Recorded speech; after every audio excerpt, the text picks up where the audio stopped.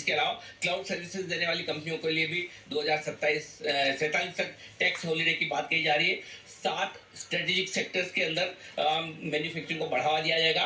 PFC REC की restructuring की जाएगी और इंडिविजुअल पीआरओआईस के लिए जो निवेश की लिमिट है वो 5% से बढ़ाकर 10% की गई है और इसके अलावा एग्रीगेटेड पीआरओआईस की निवेश की सीमा ये 10% से बढ़ाकर 24% की गई है। ये बजट के अब तक के खास ऐलान है।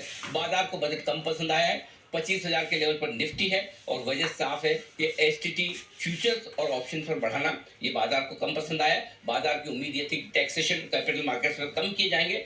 डिविडेंड के टैक्सेशन को रैशनलाइज जरूर किया है, लेकिन बाकी कहीं टैक्स कम हुए नहीं है और बाकी टैक्स में कोई खास बदलाव हुए नहीं।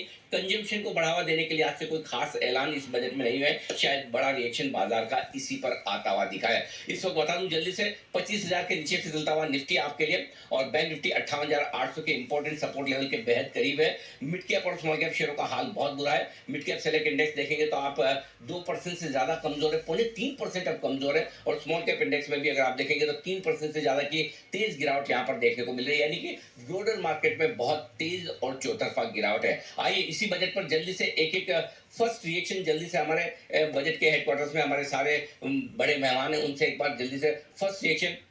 सिंघवी साहब, बजट अच्छा, बुरा या न्यूट्रल?